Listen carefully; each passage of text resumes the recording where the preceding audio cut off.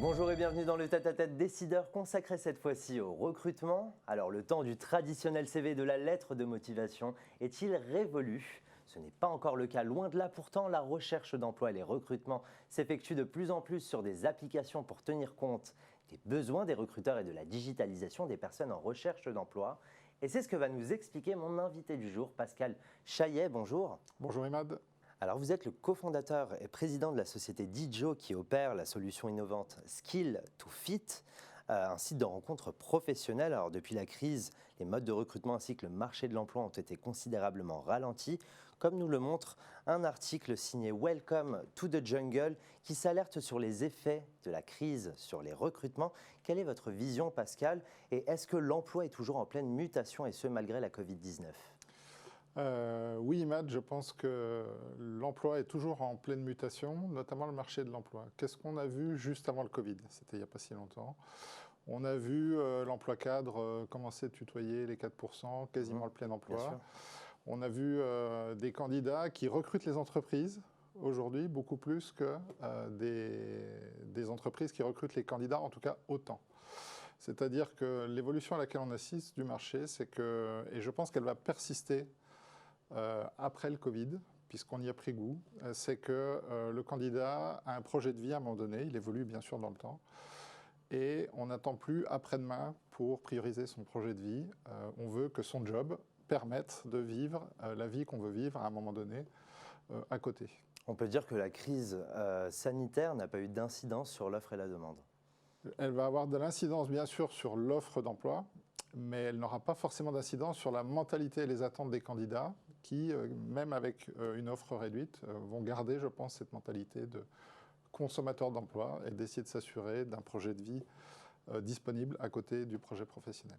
Alors, côté Dijo, quelles sont les solutions de recrutement innovantes ? Alors, Dijo a été créé dans l'idée de monter Skill2Fit, un site de rencontre professionnelle. Ça veut dire beaucoup de choses. Ça veut dire quoi? Ça veut dire rapidité.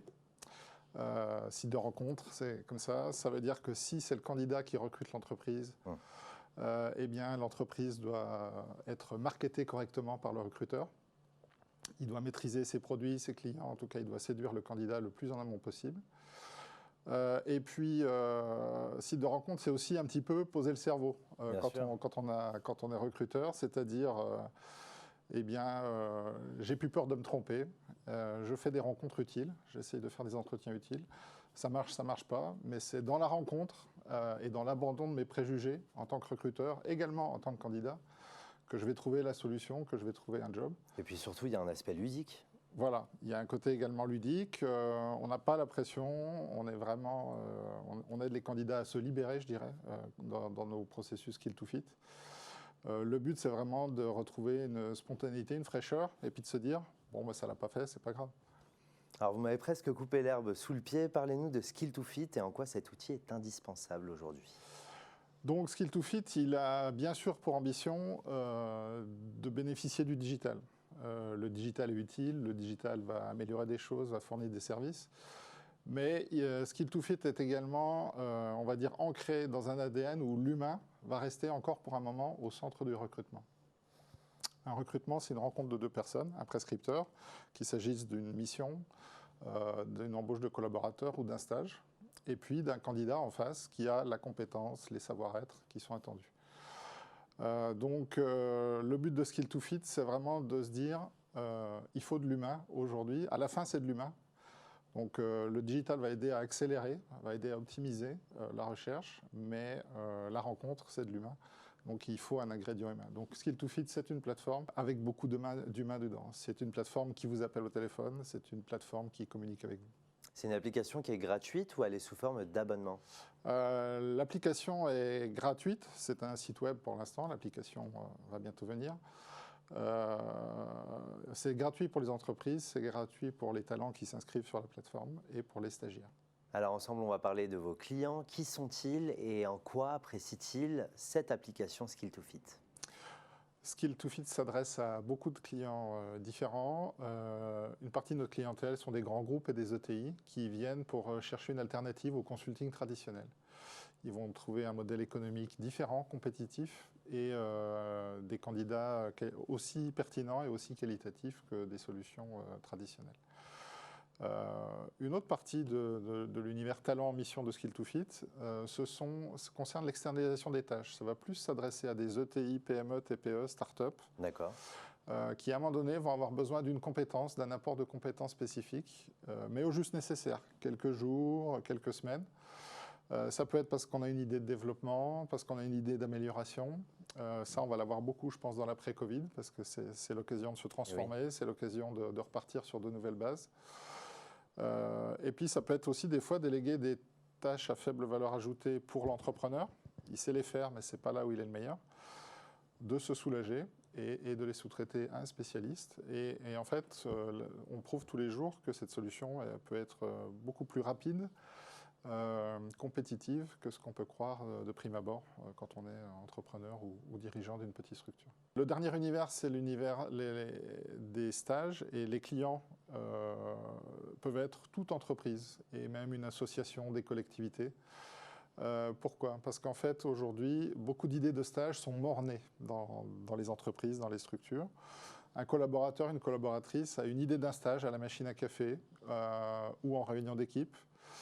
Mais ici commencent ces difficultés, puisqu'il faut rédiger une fiche de poste, il faut cibler des organismes de formation, à quel moment sont les stages, quels sont les prérequis.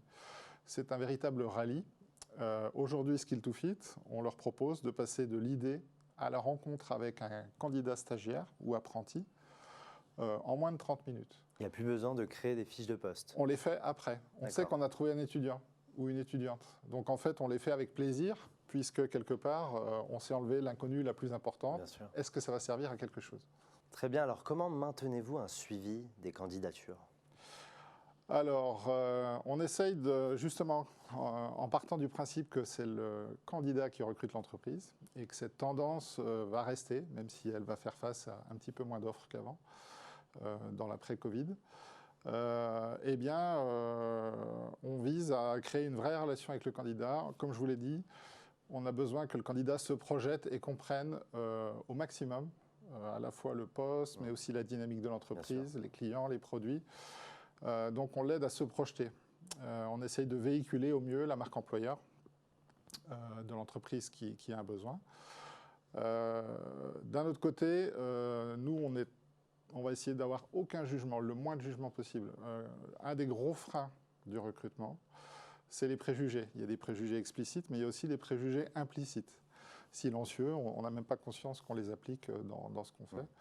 Et nous, c'est vraiment notre credo de se dire, il y a tellement de rencontres qui pourraient avoir lieu, qui seraient des rencontres utiles, profitables aux deux parties, qui n'ont pas lieu, parce qu'il y a ces préjugés, parce qu'on croit gagner du temps en se disant « non mais lui, il habite à telle ville et moi je cherche ailleurs, donc je ne l'appelle pas ».